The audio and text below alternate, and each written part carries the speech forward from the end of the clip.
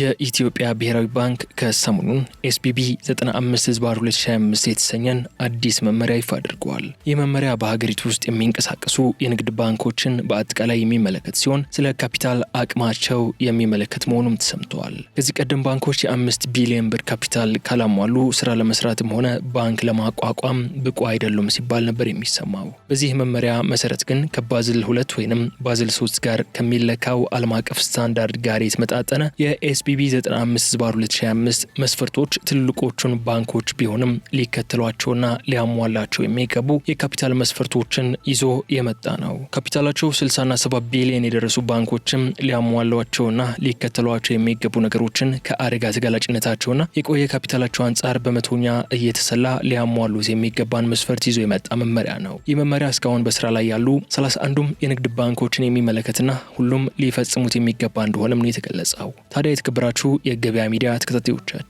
በዛሬው የልዩ ጥንቅር ፕሮግራማችን ይህ የመመሪያውን ዝርዝር ጉዳዮች የምናስቃኛችሁ ሲሆን በተለይ ደግሞ የኢትዮጵያ ብሔራዊ ባንክ ካፒታላችሁን ጠንካራ ማድረግ አለባችሁ፣ ከፍተኛ ካፒታል ብቻ ሳይሆን ጥራት ያለው ካፒታል ሊኖራችሁ ይገባል በማለት በተደጋጋሚ ሲገልጽም መቆየቱን ተከትሎ ከዚህ ባሻገር ለዳይሬክተሮች ቦርድ የተሰጠውን አዲሱ ኃላፊነት ምንድነው? በተጨማሪም ከባንኮች ባሻገር ለመደበኛው ለቆጣቢውና ለተበዳሪው ብሎም ለባንክ ባለ አክሲዮኖችስ ይህ መመሪያ ምን ይዞ መጣ የሚለውን በስፋት እንመለከተዋለን። እናንተም ታዲያ የዩቲዩብ ገጻችንን ላይክ፣ ሼር እና ሰብስክራይብ በማድረግ የገበያ ሚዲያ ቤተሰብ እንድትሆኑ እየጋበዝን በርዕሰ ጉዳዩ ላይ ያላችሁን ሀሳብ አስተያየትም በኮሜንት መስጫ ሳጥኑ ላይ እንድታስቀምጡልን ስንል በአክብሮት እንጋብዛለን። ከአጭር መሸጋገሪያ በኋላ ተመልሰን ስንመጣ ታዲያ የአዲሱን መመሪያ ዝርዝር ነጥቦችን ይዘን ይሆናል።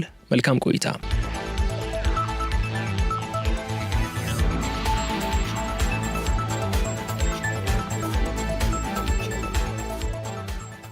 የባንኮች ካፒታል ማለትም ባንኮች ከህዝቡ የሰበሰቡትን አጠቃላይ የተቀማጭ መጠን ሳይሆን ባንኮች ከባለ አክሲዮኖች የሰበሰቡት አጠቃላይ መስሪያ ሀብት ማለት ነው። ይህ ካፒታል ባንኮች በተለያዩ ጊዜያት ገንዘብ በሚያበድሩበት ወቅት ተበዳሪዎቹ ገንዘቡን ለመመለስ ሳይችሉ ቢቀሩ ያንን ገንዘብ በቀጥታ ለመተካት ተቀዳሚው ተመራጭም የካፒታል ገንዘብ ነው። በዚሁ አዲሱ መመሪያ መሰረትም የኢትዮጵያ ባንኮች ሊያሟላቸው የሚገቡ የካፒታል አስተዳደር ደረጃዎች ተቀምጠዋል። በዚህም የካፒታል አይነቶቹ በራሱ ከዚህ ቀደም የነበረና ብሎ የተቀመጠ ያለ ቢሆንም አንዳንድ ባንኮች ደግሞ IFRS የሚባለውን የአካውንቲንግ ስታንዳርድ ከመተግበር ጋር ተያይዞ እንዲሁም ሌሎች ዓለም አቀፍ ስታንዳርዶችን ወደ ራሳቸው እያመጡ ሲሄዱ በተግባር ደረጃ ሲያደርጉት የነበረ ቢሆንም አሁን በባዝል 2 እና 3 መሰረት እንዲሁም 3 አይነት የካፒታል መሰረቶች ተቀምጠዋል። እነዚህ የካፒታል አይነቶች ሲቀመጡ ደግሞ አብሯቸው ገደብ ተቀምጦላቸዋል። በዚህ አዲስ መመሪያ መሰረትም ባንኮች ሁልጊዜ ሊያሟሉት የሚገባ የካፒታል በቂነት ሬሾን ይፋ ያደረገ ሲሆን በዚህ መሰረት አደጋ ሊያጋጥም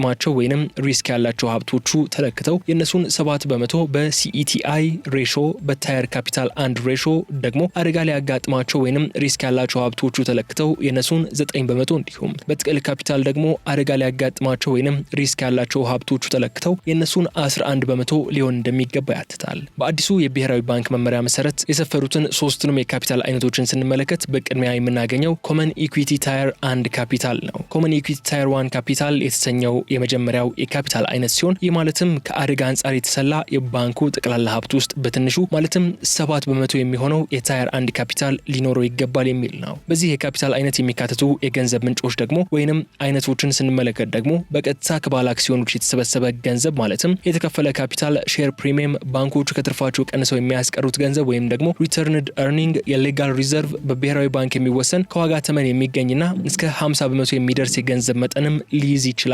ነገር ግን በኢትዮጵያ ብሔራዊ ባንክ መጽደቅ የሚኖርበት መሆኑ መመሪያው ላይ ሰፍረዋል። ሁለተኛው ላይ የምናገኘው የካፒታል አይነት ደግሞ ታየር 1 ካፒታል የሚባል የካፒታል አይነት ሲሆን ቀደም ሲል ኮመን ኢኩዊቲ ታየር ካፒታል ላይ የተካተቱ የካፒታል አይነቶችን ያካተተ ቢሆንም ተጨማሪ አዳዲስ የካፒታል ምንጮችንም ያጠቃለለ ነው። ይህ የካፒታል አይነት እስካሁን ድረስ በሀገራችን ኢትዮጵያ ሲሰራበት ወይንም ጥቅም ላይ ሲውል የሚታይ አይደለም። ነገር ግን ሀገሪቱ የሰነደ መዋለ ንዋይ ገበያን እያስገባች ከመሆኗ ጋር ተያይዞ እንዲሁም ባንኮች ለወደፊት በገበያ መር በሆነ መንገድ የተለያዩ ሰነዶች እየሸጡ በተለያዩ መንገዶች ገንዘብ የሚሰበስቡበት ሁኔታ ስለሚፈጠር በሚል በአዲሱ መመሪያ ላይ የተካተተ ስለመሆኑም ተነስተዋል። ለምሳሌ በኮመን ኢኩዊቲ ታየር 1 ካፒታል ላይ ከተጠቀሱት የአደጋ ጊዜ 7% በዚህኛው ላይ ወደ 9% ከፍ የሚል ሲሆን ይህ ማለት ደግሞ ባንኮች በሆነ ጊዜ እንዲመልሱት ቀነ ገደብ ያልተቀመጠለት ገንዘብ ከሌላ አካል ተበድረው ከሆነ እነሱን እዚህ ላይ መደመር ይችላሉ ማለት ነው።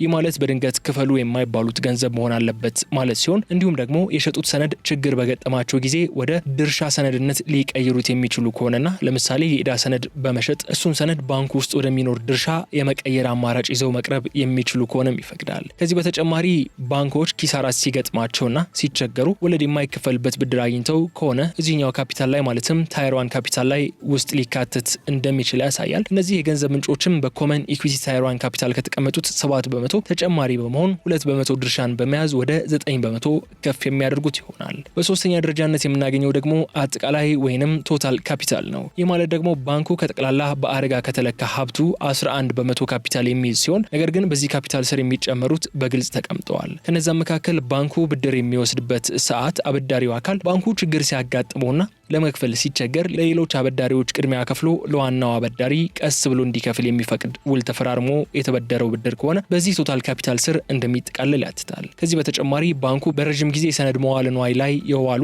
ገንዘቦች ካሉትም በዚህ ካፒታል ስር እንደሚካተቱ ይገልጻል። እስካሁን ስናነሳው እንደነበረው ታዲያ አዲሱ የኢትዮጵያ ብሔራዊ ባንክ መመሪያ ስለ ባንኮቹ የካፒታል መጠን ሳይሆን የካፒታሉ ጥራት ወይንም ደህንነት ላይ ያተኮረ እንደሆነ ነው የሚያመላክተው። በዚህ መሰረትም ባንኮች ችግር ቢያጋጥማቸው ችግር ውስጥ ቢገቡ ወይንም የተለያዩ አደጋዎች ቢያጋጥሟቸው ያንን አደጋ ሊሸከም የሚችል ገንዘብ ባንኩ ሊኖረው እንደሚገባ የሚያሳዩ ናቸው። ከአደጋ አንጻር የተለካ ሀብት ሲባል ታዲያ በዋናነት ባንኮች እንደ ትልቅ ሀብት የሚቆጥሩት በብድር የሰጡት ገንዘብ ነው። ነገር ግን እነዛን ሀብቶች ሊያጋጥሟቸው ከሚችል አደጋ አንጻር እየለኩ ነው ማስቀመጥ መቻል ያለባቸው። መመሪያው የሚያስገድደውም ይህንኑ ነው። በዚሁ መሰረትም ባንኮች የመመሪያ ተፈጻሚ መሆን በሚጀምርበት ወቅት የቀደመውን የ5 ቢሊዮን ብር ካፒታል መጠን ስለሞሉ ብቻ በነጻነት ብድር ወደ ማበደርና ስራ ወደ መስራት መግባት የማይችሉ ሲሆን የሚኖራቸውን ሀብት ከነዚህ ነገሮች አንጻርና ለአደጋ ብጋለጥ ልከፍል እችላለሁ ወይ እንደ ተቋም ልቀጥል እችላለሁ ወይ ብለው ማረጋገጥ አለባቸው በሚልም የሚያስገድድ ነው። ከዚህ ጋር ተያይዞ ሌላው አዲስ የመጣውን ጉዳይ ስንመለከት ደግሞ የዳይሬክተሮች ቦርድ ተብለው የሚሰየሙት አካላት ትላልቅ ኃላፊነት ተጥሎባቸዋል። ከተጣሉባቸው ኃላፊነቶች መካከል የመጀመሪያው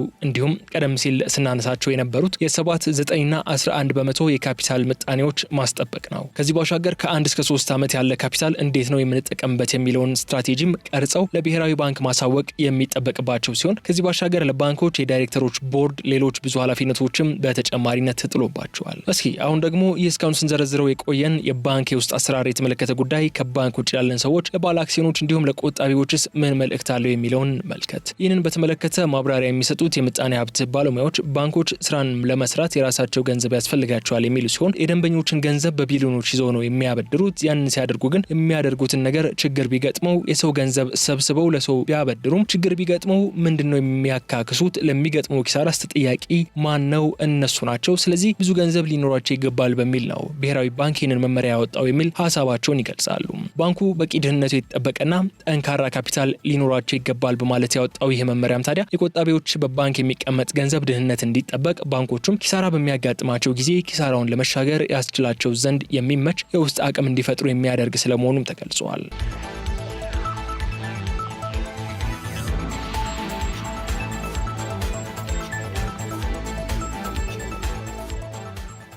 የተከበራችሁ ተከታታዮቻችን በዛሬው የልዩ ጥንቅር ፕሮግራማችን የኢትዮጵያ ብሔራዊ ባንክ ያወጣውን እንዲሁም የኤስቢቢ 95/2025 የሚል መጠሪያ የተሰጠው መመሪያን በማስመልከት ዝርዝር ጉዳዮችን በተለይም ደግሞ የኢትዮጵያ ብሔራዊ ባንክ ካፒታሎቹን ጠንካራ ማድረግ አለባችሁ፣ በቢሊዮን ብሮች የሚገለጽ ካፒታል ብቻ ሳይሆን ጥራት ያለው ካፒታል ሊኖራችሁ ይገባል በማለት በተደጋጋሚ ሲገልጽ መቆየቱን እንዲሁም ከዚህ ባሻገር ለዳይሬክተሮች ቦርድ የተሰጠውን አዲሱ ኃላፊነትስ በተጨማሪም ከባንኮች ባሻገር ለመደበኛው ደንበኛ ለቆጣቢውና ለተበዳሪው ብሎም ለባንክ ባለ ሲሆን ይህ መመሪያ ምን ይዞት የመጣ ጸጋ አለ ወይስ ፈተና ነው ይዞ በቅ የሚለው እያልን የተለያዩ ሀሳቦችን እያነሳን ቆይታ አደረገን። የዛሬውን የገበያ ሚዲያ የልዩ ጥንቅር ፕሮግራም ታዲያ ይህ እስካሁን ስከታተሉት የቆያችሁትን ይመስል ነበር። በቀጣይ በሌላ ፕሮግራም እስክንገናኝ ድረስ የዩቲዩብ ገጻችንን ላይክ፣ ሼር እና ሰብስክራይብ በማድረግ ብሎም በርዕሰ ጉዳዩ ላይ ያላችሁን ሀሳብ አስተያየት በኮመንት መስጫ ሳጥኑ ላይ አስቀምጡልን እንላለን። ለአሁን ግን እዚህ ጋር እንሰናበታለን። በቀጣይ በሌሎች ጉዳዮች መልሰን እንገናኛለን። እስከዛ ድረስ ቸር ሰንብቱ። ሰላም። በኃይል መቆራረጥ ምክንያት ስራዎችን ለማከናወን ተቸግረዋል? ለጀነሬተርና ለነዳጅ ምን ያህል ገንዘብ እያወጡ ነው? የግሪን ሰንቴክ የፀሐይ ኃይልን በእጁ ያድርጉ።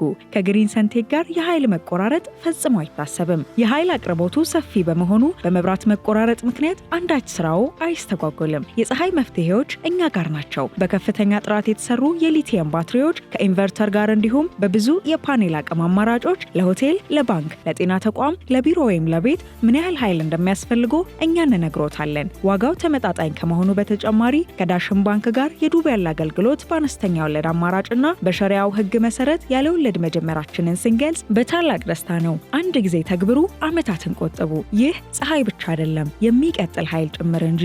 የግሪን ሰንቴክ ኃይልን በእጁ ያስገቡ።